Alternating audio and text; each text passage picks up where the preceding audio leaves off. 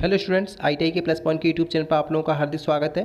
तो स्टूडेंट्स, आज हमारा जो पार्ट है डीसी मोटर का 3 रहने वाला है, ठीक है। और आप सभी को पता है ये सभी क्वेश्चन निमी के पैटर्न के बेस पर चलाए जा रहे हैं, जो कि सीबीटी एग्जाम में बार बार पूछे जाते हैं, ठीक है स्टूडेंट्स। इसलिए इन क्वेश्चन को आप बिल्कुल भी स्किप ना करें। तो स्टूडेंट, चलते हैं आज के पहले क्वेश्चन यानी कि 86 क्वेश्चन की तरफ। तो स्टूडेंट, बता देता हूँ, अभी तक आपने मेरे चैनल को सब्सक्राइब नहीं किया है तो प्लीज़ चैनल को सब्सक्राइब कीजिए और पास में बेल आइकन को प्रेस कीजिए, क्योंकि स्टूडेंट इस प्लेटफॉर्म पर ओनली आईटीआई की सारी अपडेट्स आपको समय समय पर दे दी जाती हैं। तो स्टूडेंट, चलते हैं 86 क्वेश्चन पर। डिफरेंशियल कंपाउंड मोटर में शुरू करने के समय सीढ़ी क्षेत्र को लघुपतित क्यों किया जाता है?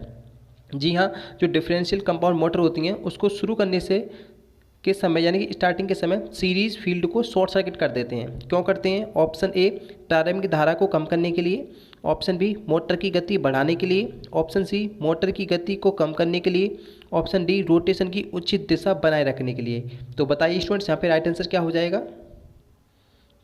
तो स्टूडेंट ध्यान रखना, राइट आंसर हो जाएगा ऑप्शन नंबर डी, रोटेशन की उचित दिशा बनाए रखने के लिए उसको जो आपका फील्ड वाइंडिंग होता है उसको शॉर्ट सर्किट वहाँ पे कर दिया जाता है, ठीक है ना, ताकि आपकी रोटेशन की जो डायरेक्शन है वो ना बिगड़े, ठीक है स्टूडेंट्स। ऑप्शन डी यहाँ बिल्कुल सही है। चलते हैं नेक्स्ट क्वेश्चन नंबर 87 कहता है, आर्मेचर को बैलेंस करने के लिए सबसे प्रभावी तरीका कौन सा है? ठीक है, जो आर्मेचर होता है आपका रोटेटिंग पार्ट, उसको आपको बैलेंस करना है, उसका सबसे बेस्ट तरीका कौन सा है? Option A, static balancing.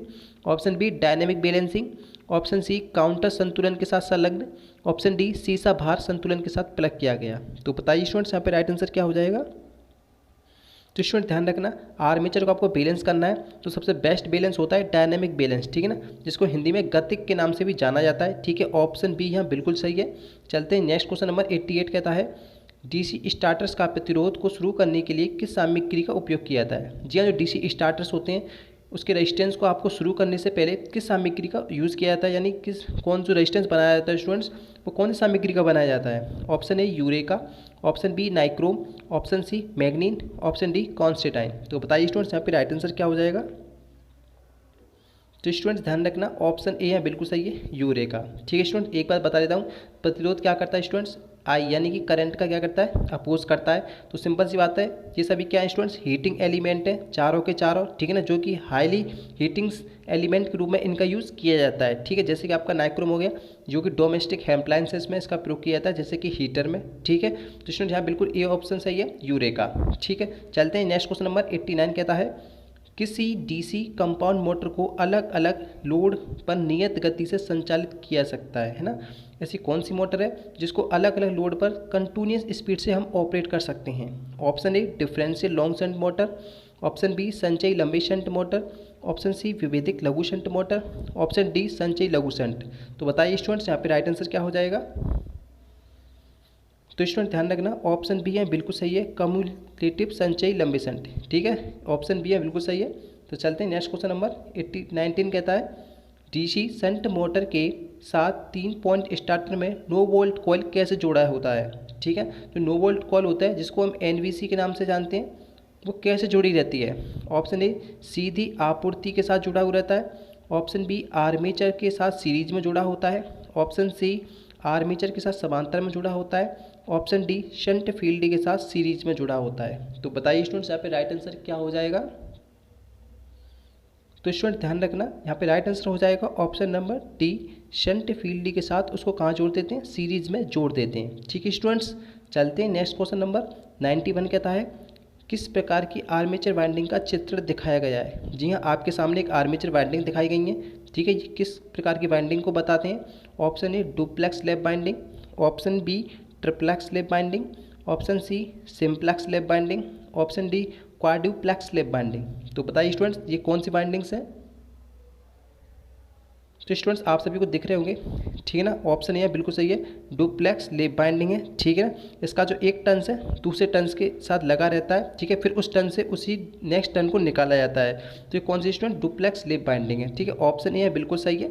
चलते हैं नेक्स्ट क्वेश्चन नंबर 92 कहता है, आर्मेचर के लिए कौन सा ग्राउलर परीक्षण सचित्र में दिखाया गया है? Option A, open coil test है। ऑप्शन बी, जमीन का तार परीक्षण है, यानी ग्राउंडेड कोयल टेस्ट है।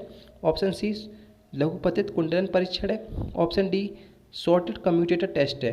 तो बताइए स्टूडेंट्स, यहाँ पे राइट आंसर क्या हो जाएगा?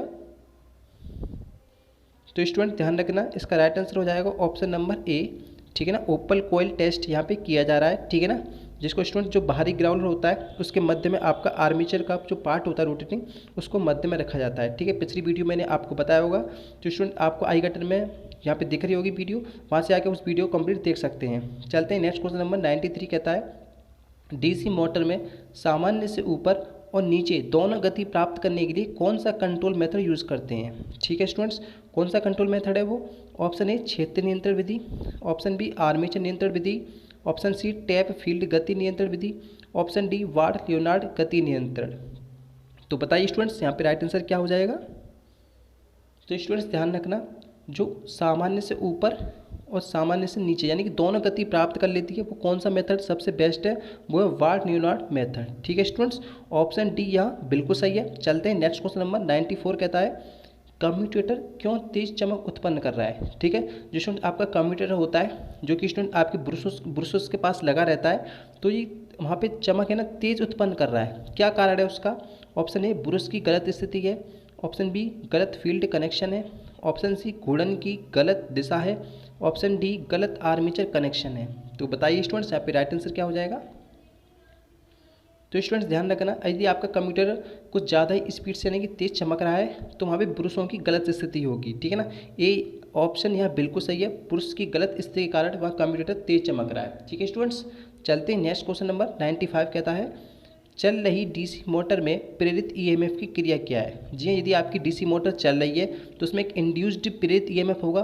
ठीक है ना, वो क्या कर रहा है वहाँ पे? ऑप्शन ए लागू वोल्टेज होता है उसकी सहायता करता है, ऑप्शन बी लागू वोल्टेज का विरोध करता है, ऑप्शन सी आर्मेचर करंट को बढ़ाता है, ऑप्शन डी आर्मेचर करंट को घटाता है। तो बताइए स्टूडेंट्स यहाँ पे राइट आंसर क्या हो जाएगा?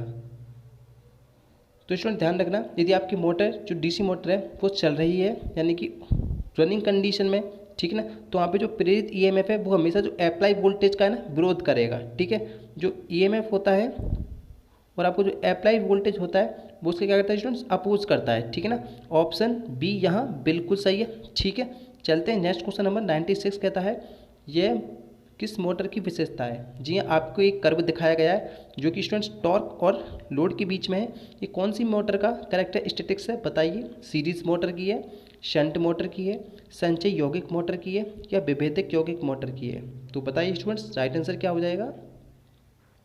तो स्टूडेंट्स ध्यान रखना, ऑप्शन सी यहाँ बिल्कुल सही है, संचय यौगिक मोटर। ठीक है ना, जो स्टूडेंट्स आपका कर्व दिख रहा होगा, ठीक है, जो कि टॉर्क और लोड के बीच में यहाँ दिखाया गया है। ठीक है, जो कि संचय यौगिक मोटर का रहने वाला है। चलते हैं नेक्स्ट क्वेश्चन नंबर 97 कहता है 4 पॉइंट स्टार्टर में होल्डिंग कॉइल से जुड़े प्रतिरोध का उद्देश्य क्या है। जी हाँ, 4 पॉइंट स्टार्टर होता है, आप में देखना होगा उसमें जो होल्डिंग कॉइल होती है उसमें जो रेजिस्टेंस होता है वो लगाया जाता है, उसका उद्देश्य क्या है? ऑप्शन ए एनवीसी में धारा सीमा यानी कि नो वोल्ट कॉइल में करंट को लिमिट करता है, ऑप्शन बी शॉर्ट सर्किट से कॉइल की सुरक्षा रखता है, ऑप्शन सी मोटर को ओवरलोड से बचाता है, ऑप्शन डी शॉर्ट सर्किट से आर्मेचर को सुरक्षित रखता है।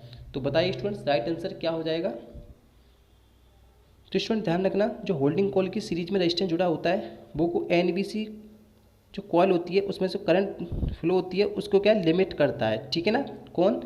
रेजिस्टेंस। ठीक है, चलते हैं नेक्स्ट क्वेश्चन नंबर 98 कहता है डीसी सीरीज मोटर की फील्ड वाइंडिंग मोटे तार के साथ बाउंड क्यों होती है। जी हाँ, जो सीरीज मोटर होती है आपकी उसकी फील्ड वाइंडिंग मोटे वायर के साथ बाउंड करी जाती है। क्यों की जाती है? ऑप्शन ए फील्ड वोल्टेज को विनियमित करने के लिए, ऑप्शन बी लोड करंट को ले जाने के लिए, ऑप्शन सी अधिकतम प्रेरण रखने के लिए, ऑप्शन डी आर्मेचर प्रतिक्रिया को कम करने के लिए। तो बताइए स्टूडेंट्स राइट आंसर क्या हो जाएगा?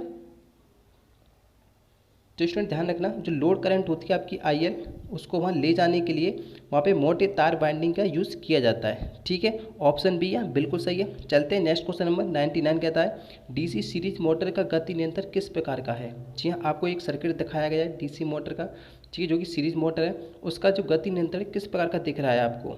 ऑप्शन ए क्षेत्र समानांतर विधि है, ऑप्शन बी फील्ड डायवर्टर विधि है, ऑप्शन सी फील्ड टैपिंग विधि है, ऑप्शन डी आर्मेचर डायवर्टर विधि है। तो बताइए स्टूडेंट्स 99 का राइट आंसर क्या हो जाएगा? तो स्टूडेंट्स ध्यान रखना, ये आपका क्या है? फील्ड पैरेलल मेथड है। ठीक है, ऑप्शन ए यहाँ बिल्कुल सही है। ठीक है स्टूडेंट्स, चलते हैं नेक्स्ट क्वेश्चन नंबर, जो लास्ट क्वेश्चन है आपका 100 कहता है कतरनी मशीनों के लिए कौन सी प्रकार की डीसी मोटर उपयुक्त है। जबकि जो स्टूडेंट देखा होगा, जो आपके जो कपड़े उद्योग में मोटर में प्रयोग की जाती हैं, जो आपको कतरन करते हैं उन कपड़ों की, तो आप कौन सी मोटर का प्रयोग करते हैं। शंट मोटर, सीरीज मोटर, संचय यौगिक मोटर या विभेदक यौगिक मोटर। तो बताइए स्टूडेंट, डी का राइट आंसर यहाँ पे क्या हो जाएगा 100 का। तो स्टूडेंट ध्यान रखना, जो कतरा मिलों उद्योग होते हैं उसमें हम कम्युलेटिव कंपाउंड मोटर का वहाँ यूज़ किया जाता है। ठीक है स्टूडेंट्स, तो उम्मीद करता हूँ स्टूडेंट्स आपकी क्वेश्चन सीरीज खत्म होती है। आप वीडियो कैसा लगा मुझे कमेंट बॉक्स में बता सकते हैं। वीडियो को ज़्यादा से ज़्यादा शेयर कीजिए स्टूडेंट्स, चैनल को सब्सक्राइब कीजिए। ठीक है, मिलते हैं नेक्स्ट वीडियो में। जय हिंद।